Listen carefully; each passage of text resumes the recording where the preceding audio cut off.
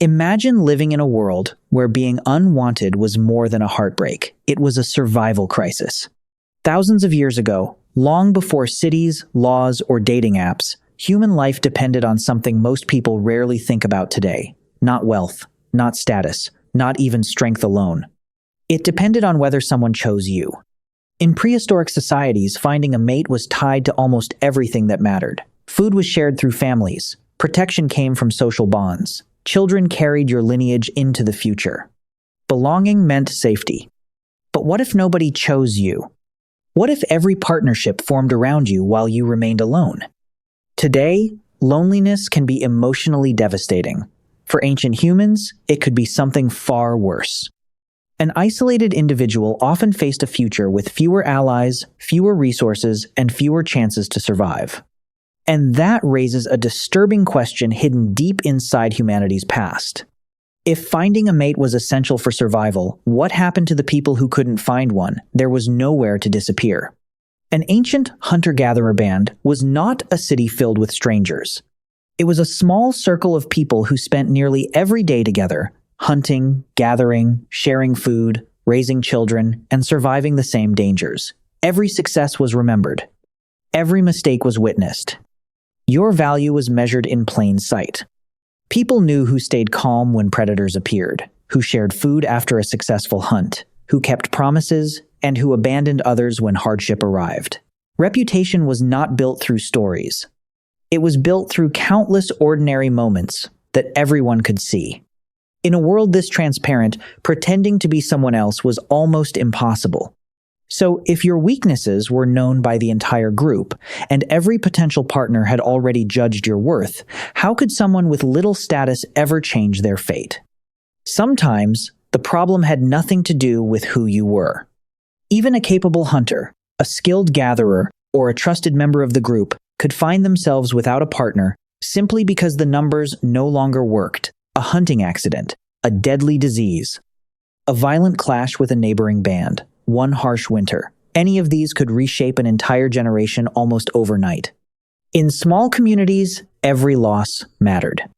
Unlike modern societies with millions of potential partners, prehistoric bands often consisted of only a few dozen people. If the balance between men and women shifted, the shortage became impossible to ignore. There simply were not enough potential mates for everyone. Faced with a reality that no individual could control, ancient humans began searching for solutions that would reshape the course of human society itself. For those left behind, there was still one path that could change everything. In prehistoric societies, attraction was never based on appearance alone. Survival rewarded those who made life easier for everyone else. The hunter who returned with food during a harsh season became difficult to ignore. The toolmaker who crafted stronger spears, the tracker who could read invisible trails, the healer who eased suffering, and the storyteller who preserved hard-earned wisdom all became indispensable. Their values spread through the group long before any words of praise were spoken. Reliability, generosity, and cooperation created a different kind of status one earned through action rather than inheritance or physical dominance. Even someone lacking exceptional strength could become deeply respected by making the entire community stronger. But respect and usefulness did not guarantee love. So what happened when a person gave everything to the group and still nobody chose them? When your future disappeared at home, the only direction left was outward. For many ancient humans, finding a mate meant leaving behind the only people they had ever known. Rather than accepting a life of isolation, individuals ventured beyond familiar valleys, forests, and rivers in search of communities where no one had already decided their worth. Distance offered something precious, a second chance. A new band knew nothing of old failures or quiet disappointments. There, reputation could be earned from the beginning through courage, generosity, and skill. But every step into unknown territory came with danger. Foreign landscapes held predators, scarce food, harsh weather, and strangers who might welcome a traveler or see them as a threat. Yet some people took that risk anyway. And over time, others discovered an even more remarkable solution, one that transformed not just individual lives, but the future of human society itself. Over time, ancient humans realized that the solution to finding a partner was larger than any single individual. Marriage gradually became more than a personal relationship. It became a bridge between communities. Families formed alliances that stretched beyond the boundaries of a single camp, connecting people through shared obligations, exchanged gifts, and mutual trust. Choosing a partner was no longer only about affection or attraction. It was also about strengthening the network that helped everyone survive. These alliances solved more than one problem at once. They created new opportunities for individuals who faced limited choices within their own group, while reducing tensions between neighboring bands that might otherwise compete over territory or resources. A marriage could turn strangers into relatives and rivals into partners, making cooperation more valuable than conflict. Without realizing it, these early communities were reshaping the future of human civilization. But hidden inside this remarkable solution was an unexpected consequence, one that would transform the way humans understood love, loyalty, and even who counted as family. Not everyone in ancient human groups became a parent. Some individuals lived full lives without ever reproducing. Yet they were not useless to survival. They became the hidden structure holding the group together. Some raised children who were not their own. Others defended camps, shared knowledge, or guided rituals. Their role was not measured in reproduction alone. It was measured in survival itself. Groups with such individuals often survived longer. This challenges the idea that only parents shaped evolution. Human cooperation may have depended on those without families. They stabilized fragile social systems during crisis. And this raises a deeper question about ancient life. The shocking possibility is that people without families may have helped families survive not as outsiders, but as essential pillars of human survival that history has largely overlooked until now, and this changes everything we know. Rejection was never just an emotional experience for ancient humans. It was a survival signal. To be excluded from a group meant losing access to food, protection, and shared knowledge. In a world where survival depended on cooperation, being unwanted could feel like being pushed closer to danger itself. Over time, the human brain evolved to treat social acceptance as something essential, almost physical. That is why loneliness still hurts today, why status still matters, why the fear of being left behind can feel overwhelming even in safe modern environments.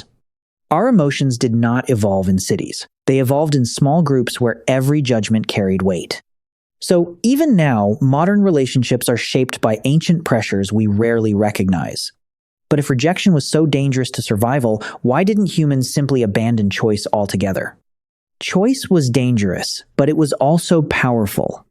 If every human paired randomly, survival might have been simpler, but not stronger. Selective mating pushed individuals to become more capable, more skilled, more reliable. Those who were chosen passed on traits that improved the next generation, while those who were not were forced to adapt or fall behind. Competition became invisible training for survival. Strength, intelligence, cooperation, and resilience were all sharpened under the pressure of being evaluated. In this sense, rejection was not only exclusion, it was a force that shaped human development over thousands of generations. But evolution does not care about comfort, it cares about outcomes. And the harshness of selection meant that some individuals were always left on the edge of belonging, no matter how much they improved. Yet slowly, human societies began to change the rules of this ancient game in ways that reduced its brutality without breaking its purpose. Not every ancient society allowed rejection to decide a person's fate. Humans are unusually cooperative compared to most primates, and that cooperation created a different kind of survival system. Even when someone did not form a partnership, they were often still woven into the fabric of the group. Food was shared during hardship. Children were raised not only by parents but by the wider community. Elders, siblings, and unrelated members all contributed to keeping life stable. Belonging was not limited to marriage. A person could still have purpose, still have protection, still have meaning inside the group structure. Survival depended less on individual success and more on collective endurance. This softened the harsh edges of exclusion, transforming isolation into something less absolute. And this reveals something profound about what truly made humans different from all other species on Earth. Human survival was never just a story of couples forming and reproducing. It was a story of networks dense, invisible systems of cooperation where knowledge moved faster than danger, and survival depended on how well people worked together. Hunting techniques were shared. Seasonal patterns were remembered. Skills passed between generations like silent instructions for survival. Even those who never formed a long-term partnership still shaped the survival of their group. They guarded camps, taught children, carried knowledge, and filled gaps that no single family could handle alone. Strength came from diversity of roles, not just from reproduction.